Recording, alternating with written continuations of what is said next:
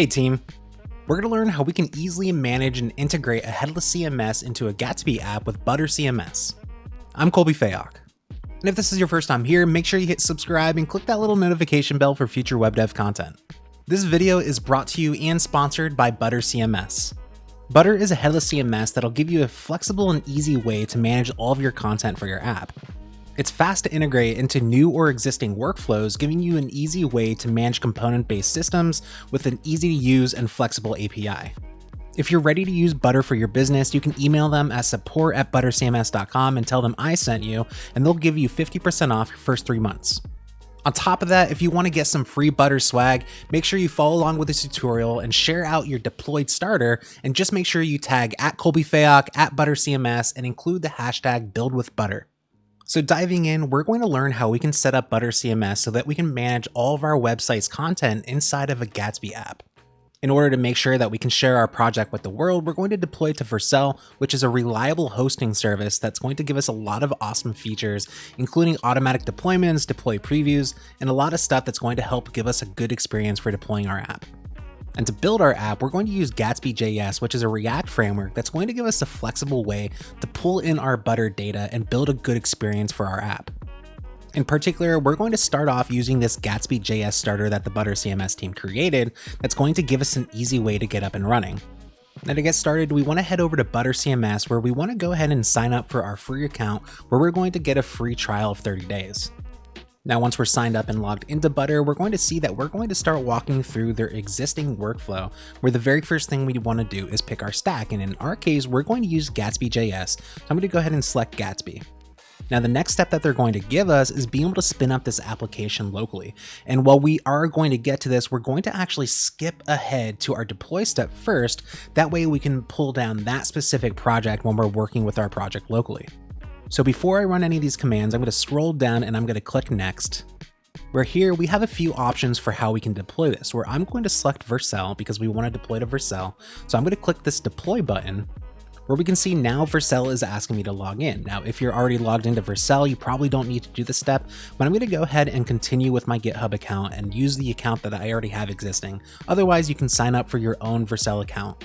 Now, once I'm logged in, I can select what kind of Git repository I want to create. And because I'm logged in with GitHub, and generally I want to use GitHub, I'm going to go ahead and select GitHub. Now, what this is going to do is it's going to take that starter repository that we saw earlier, and it's going to clone that and deploy it as a new site for us. And we can see here that it's giving us the account and the repository name that we want to use, and it's just giving those options in case we want to change it. But I'm going to leave those as default, and I'm going to go ahead and click create. Next, we can see that we need to enter our ButterCMS API key, which they've already defined the name of it, so we just need to paste in the value. So I'm going to head over back to my tab for ButterCMS, and we can see my API token here. So I'm going to go ahead and copy it, and I'm going to paste it right into that value field, and I'm going to be able to go ahead and click deploy. Now, at this point, Vercel is going to handle all of the work needed in order to get this out to the world. It's going to take our project, it's going to clone it down into its infrastructure, it's going to build that project, and it's going to deploy it out to the world. And once it's finished, Vercel is going to give us some confetti, meaning we successfully deployed it, and it might automatically redirect you over to Butter, or we can click this return to ButterCMS. Now, to finish setup, we want to make sure that we paste in our deployed address, so I'm going to head back over to Vercel, where once I'm logged into my account and I find my project, I can see that I have my domain set up, and I can even open that up in a new tab and see my brand new project that was just created. But we want to take this URL and head back over to Butter, and we're going to paste it in where we can save that value so that Butter knows the configuration of our project. But now we can see that our proof of concept app is live, and we can view it at that address that we just saw. Now, Butter's bread and butter, if you will, is that we can easily manage our content right inside of this app. And whenever we do, we want to make sure that it's updated and live on our application.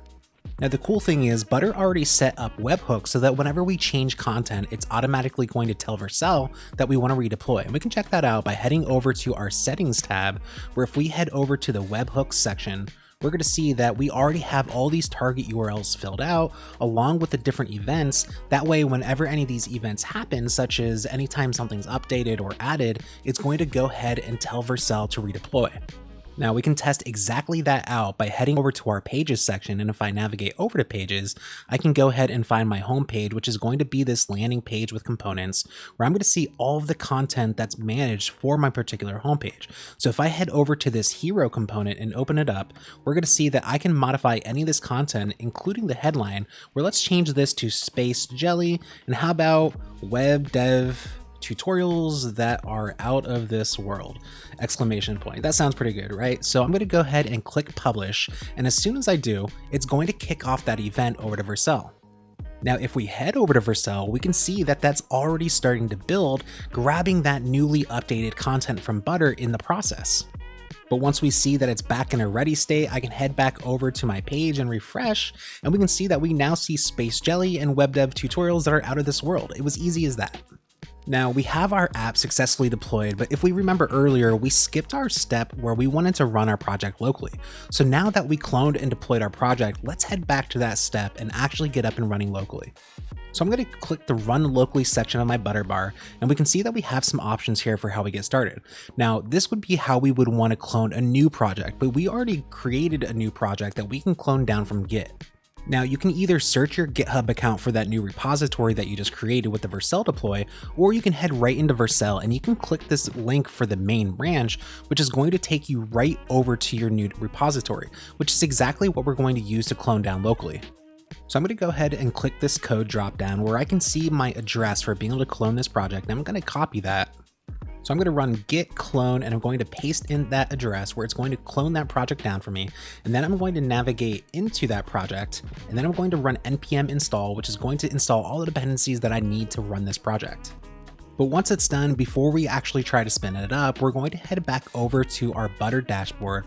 We're still on that Run Locally page. We can follow along with the next step, where Butter is going to give us an easy way to copy in our environment variable, which is our API key, to make sure we can run our actual project right inside of our local environment. So I'm going to go ahead and copy this echo command, and I'm going to paste it right inside of my terminal, which is going to create that environment variable file. But then we can see I can run my develop command. So I'm going to run npm run develop, where we can see that it's going to start up and spin up my local development server, where once it's finished loading, we can see that it's now available at localhost 8000, which I can open up in my browser, where I can see that my site is now running locally, including those changes that I already made inside of the CMS.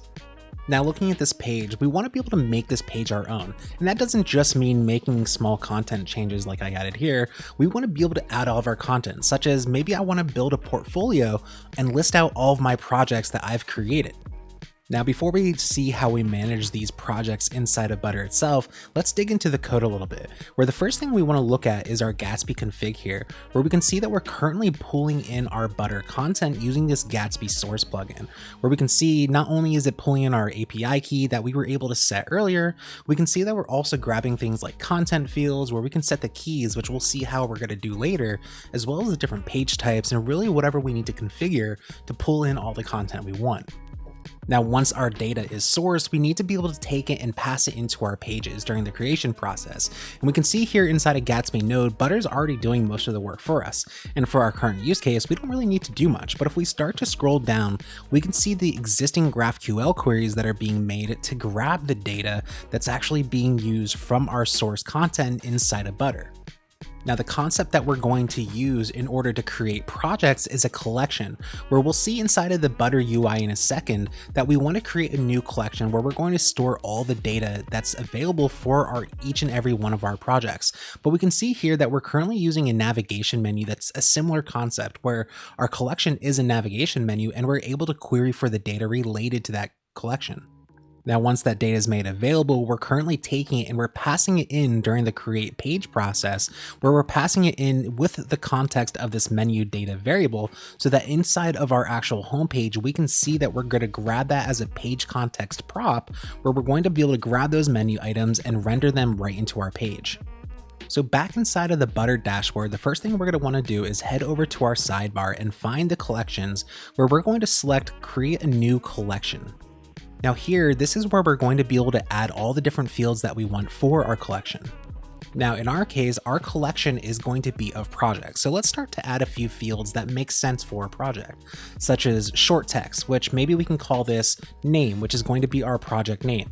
How about long text, where we can have a description for our project? Maybe also an image, so we can select media, where that's going to be our project image. Now really, we can add any kind of data that we want in order to associate it with that project, but then finally maybe a short text where I can add my link, which is going to be the link to where that project exists. But once I select all the fields that I want for my collection, I'm going to go ahead and click Create Collection, and we can see that I'm now prompted to enter a name where let's call this Project, and I'm going to hit Save as Collection. Now once that's saved, Butter drops us right in to add our first project item. Now I have a few side projects that I've created over the years, so how about we start off with my first one of 50 React projects, where I'm going to go ahead and copy this title of 50 projects for React and Static Web. I'm going to go ahead and paste that right in under the name, and we're going to see that I can also add a description. So I'll copy this from my website as well and paste that in. I'm going to also copy the URL, as we know that we added a link field before, but now I can also select an image that represents that project. Now I also want an image that represents this project, so I'm going to go ahead and click that to choose the media, and we can see that we already have some default media in there that Butter added for our starter project, but I want to upload my new image. So I'm going to select upload media, and we can see we have a bunch of options for where we get that from, but I'm going to select my files to upload, and we can see that I already created this 50 Reacts project image, so I'm going to go ahead and select that. I'm going to hit upload, and it's going to upload that as media to my account so that I can use that as my project image. But now I can go ahead and click publish, and we're ready to have our first successful project. Now I've gone ahead and added a second project for myself, my Jamstack handbook. So now we have enough data that it's going to make sense to be able to query this so that we can start seeing it inside of our app. So to start, we want to head back over to our Gatsby config, where the first thing we want to do is add this to our content fields. So I'm going to go ahead and update this keys array so I can include my project field. But one of the cool things with Gatsby is it's going to give us the ability to explore this GraphQL data. But the first thing we need to do is actually restart Gatsby so that I can pull in those changes from our Gatsby config. So I'm going to go ahead and cancel out the process and rerun npm run develop. And once it's ready to go, we can see that not only we get our normal localhost 8000, we get this localhost 8000 with this __ GraphQL. So I'm going to open up this link this time. And if you're somewhat new to using GraphQL, this is going to be a graphical explorer that's going to allow us to view all of the different data associated with our Butter collection, or generally with our Gatsby site, with the data that we're sourcing into it. Now in particular, we're interested in our Butter collection, so I'm going to collapse this Butter page and open up Butter collection, where we can see that I can use this ID filter where I can set it equal to a specific value. In particular, I want to specify, I want that ID to be equal to project, since I named my collection project. And if I go ahead and click play, it's automatically going to fill in that ID, but we can see that we're already getting a successful response from querying that Butter collection with an ID of project. But in addition to that ID, I want to grab all the data associated with it. So I'm going to look through here and I can see that I can grab my value, where I can see all those different fields that I set up, including my description, my image, my link, and my name. And we can see that we have menu items in here. That's not associated with our particular project ID, so we don't need to worry about that one. But now if we click play, we can see that we get all that data for our two projects that we created inside of Butter. Now the cool thing is, while we were doing that, Graphical was already creating the GraphQL query that we need in order to query for this data. So I'm going to go ahead and copy that as is. And inside of Gatsby node, right next to where we actually are querying already for our menu items data, I'm going to go ahead and clone that query so that I can paste in my Butter collection for my project ID. So once I paste that in, we can see that we have that. And now we just need to rename this to our project data, where we can take our project data, head down to that create page function, and much like our menu data, we can set up our project data and just pass that in right as project data. Now, once we're doing that, we're setting it up as context inside of our page. So we can head back over to this index.js file where, much like we're grabbing this menu data, we can pass in our project data. And now once we're doing that, let's go ahead and console log out that value so we can see what we're actually getting inside. Now, similar to our Gatsby config, because we made a change to Gatsby node, we want to make sure that we restart our Gatsby server just to make sure Gatsby is able to grab all the data that we wanted to associate with that page during the page creation process. But once our server is up and running and we reload the page, we can see that we're now console logging out that data, where we can see inside of project data, Butter Collection, we're going to have all these values that include all of our project data. So let's grab that. So I'm going to create a new constant and I'm going to call that projects, and I'm going to set that equal to project data.butter collection and then value. But now this projects constant is going to be an array, and we can loop through this much like any other data that we have. So to first test this out, I'm going to go ahead and add it right above all the other body elements. So I'm going to say projects.map, and I'm going to say for each project, I'm going to go ahead and return a new div that includes this project. So I'm going to say project.name just to list out the name for now. And we want to make sure that we add something into our div as a key to make sure that we keep React happy. And while this is going to look a little funky because we're just kind of testing this out to make sure it's working, we can see that both of our project names are rendered into the page dynamically. Now, if we look back at our code though, we want to be able to render this out much like any of these other components so that we can specify that we want our projects to be in a specific section at a specific point in time within our project. So to do that, we're going to actually add a new module inside of our Butter page. So let's head back into Butter, and on the side, we're going to go down onto content types, where we're going to look at page types. And once there, we should see our landing page. And if we go ahead and click through that, we're going to see that we see a lot of those same modules and components that we saw right inside of that main index.js file. So we want to add our own. So we can see that in the body section here, if we go all the way down to the bottom, we can see that we can click create component, which is exactly what we want to do. And let's enter a name where we'll click this enter name field, and I'm going to add projects if I spell it right. Now, not only do I want to include this projects module, I want to include some data, and particularly I want to give somebody the ability to reference whatever projects they want inside of that. So I'm going to first select the repeater section so that somebody can reference anything they want, and then I'm going to reference the reference field itself, where that way I can say that somebody can come in here and add whatever projects they want to that particular section. So particularly, I'm going to call this my project, and what it will reference will be a project, where I can just have this one-to-one because I don't need it to reference each other in this instance. This component just needs to reference my project. But then I also need to give the ability to add a name for this repeater section as well. I'm going to just simply call this project as well. And then I can click done, and I can click save, and we're going to have our new project section. Now, if we head back over to our pages section, which we saw earlier, and if I navigate to my landing page with components, we're going to see that we're going to have all those different sections that we saw before. And what we want to now do is add our project section. So I'm going to go ahead and click this link at the bottom to add a new section. And we can see if we scroll down through this list, we now see our projects. So I'm going to go ahead and select projects. And in addition to that project section, we can see that I can add a new project. So I'm going to click add project to add that reference. I'm going to go ahead and select my project. I'm going to go ahead and select another reference so I can add my second project, but then I can even move these around if I want, but this gives me more flexibility for how I manage my projects. But then I'm going to go ahead and click publish. Now, looking back on our code, the way that we were grabbing our projects before was referencing outside of the page context. And what I mean by that is the page itself is managing a particular set of data that's associated with the page, as opposed to us grabbing our projects as an individual query and using them separately to inject them into the page so that we can use them. But now, because we're using them in the context of the page in terms of Butter, we can now, or what we'll need to do is add it to our page context when we're querying for our landing page. Now, heading back into Gatsby node, we can see we have this landing page constant, which is going to include the query for that. So what I'm going to do is first copy this entire query, including everything that's currently in there. And I'm going to remove all these comments and paste in my query. And if I hit play, we're going to be able to see all the data associated with exactly with what I just queried.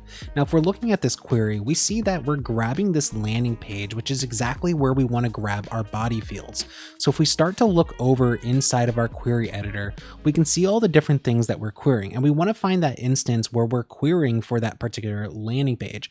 So under Butter page, where we see that this slug is equal to landing page, let's head down to body and then fields, where we can see project, where we can start to expand that, where we see our description, our image, our link, and our name.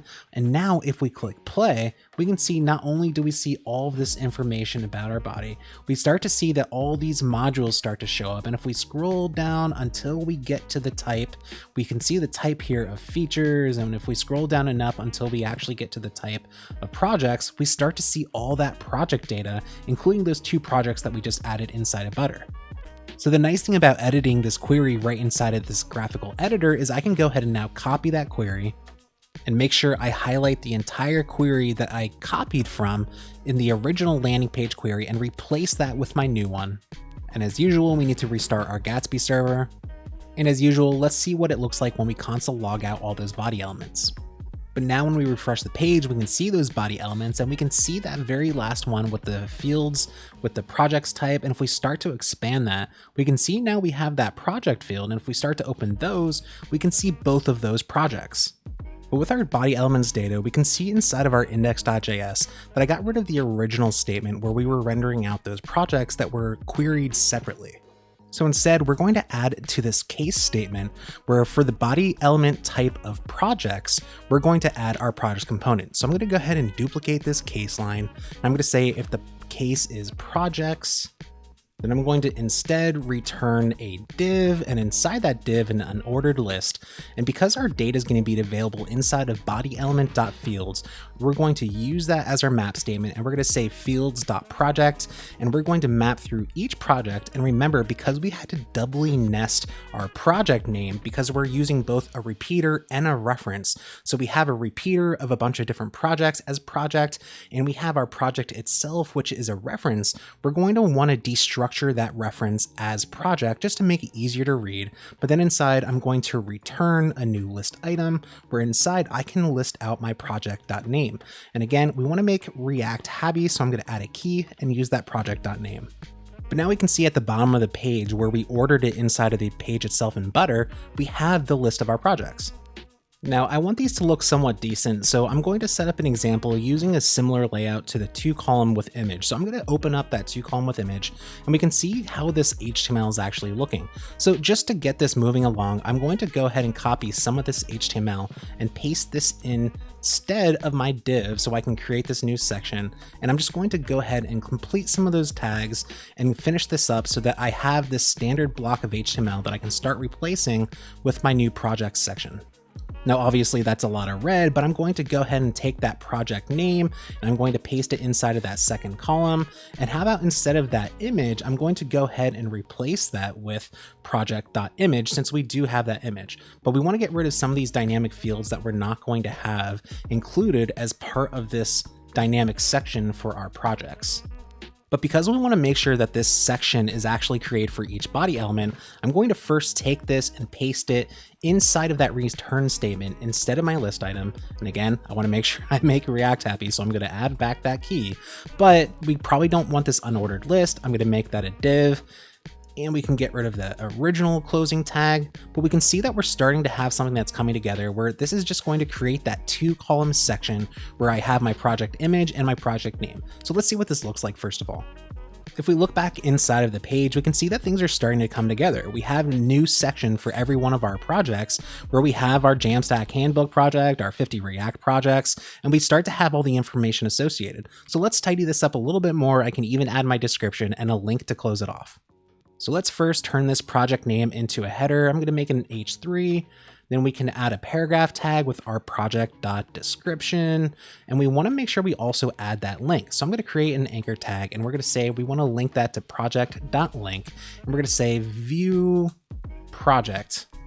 And while we can use some love with some spacing, we can see that it's starting to fit in well with the rest of the page that we have here, where we have our 2 columns, we have our images, we have all the information we need, and we even have these links that are going to go to their respective project. So that way we have an easy way to add this to our page and manage them right inside of Butter. Now, on top of that, say that I want my projects to be higher up, such as I want them before the testimonials. I even want this before the customized page. I want them pretty much right under the heroes section. So inside of my Butter page manager, I can see I have my project section. If I click this up arrow, it's going to start moving it up throughout the different sections that I already have. And we can see here, I have the hero and the projects right below it, and that's exactly where I want it to be. So I'm going to go ahead and click publish with that change made. Now, because of the way that Gatsby works with his GraphQL requests, it's going to have requested that data when it's starting to build the pages. So we need to restart the server to bring the most up-to-date data from Butter into Gatsby. But once our server is restarted, we can already see that the page was refreshed in the background, and right underneath our hero section, we have both of our projects, exactly how we have them managed inside of Butter, and exactly how we want to lay them out on the page. So as a last step, we ultimately want to now deploy these changes to Vercel. But before I do, I'm going to get rid of that console log as well as the projects data that I queried on its own, as we're only querying it from the page now, not the projects separately. And as one last step, we need to add a little bit more information to our query so that when it's building statically, it's able to find all the data. And to do that, we can head back to our landing page constant, and we can scroll down to the same exact project definition that we added to the original query, but we're just going to take that and we're additionally going to append it to the all Butter page so that when it's querying for all the different pages, it has the ability to find that same kind of data as well. Now, one of the cool things about Vercel is because we synced it up with our GitHub repository, all we need to do is now push a commit for it to redeploy. So that means I'm going to git push my changes. And like we saw when our content changes deployed using the webhooks, we actually now see that commit triggering a new build. But once the page updates and we can see that now our new commit of adding projects is ready, we can open that domain back up inside of a new tab. And we can now see, if we scroll down, our brand new projects on our deployed Vercel site. The cool thing with between managing this project, including the page and all of its content inside of Butter, where I have the flexibility to move my pages and design them exactly how I want, and source that from the API right into Gatsby, I can then take that data and present all of that arranged data exactly how I want on the page. So not only does this make developers happy to have the flexibility with using the code they want with an awesome web framework, we also have the content editors happy, where they can manage the page exactly how they want to make sure they're putting their best effort for managing the pages themselves. Using Butter as your headless CMS and Gatsby as your web framework gives you a lot of powerful options for both having the flexibility to manage your data and how it's being used inside of your application. What's your favorite feature of Butter, Gatsby, or the combination? Let me know in the comments. Thanks to Butter for sponsoring this video, and make sure that if you're a new business that wants to use Butter as a headless CMS, head over and email them at support@buttercms.com and make sure you let them know you came from this video so that they'll give you 50% off the first 3 months. And if you want that free smooth Butter swag, make sure you share or tweet out a link to your deployed starter, including tagging both me @KolbyFayok and Butter with @ButterCMS, as well as the hashtag #BuildWithButter to get that swag. If you want to learn more about how you can do cool things in React, check out my video how to add drag and drop in a React app with React Beautiful D&D. Or if you want to learn how to work with CSS custom properties inside of React, check out my video CSS custom properties that dynamically update with React and JavaScript. If you like this video, make sure you hit thumbs up, subscribe, and click that little notification bell for future web dev content. Thanks for watching.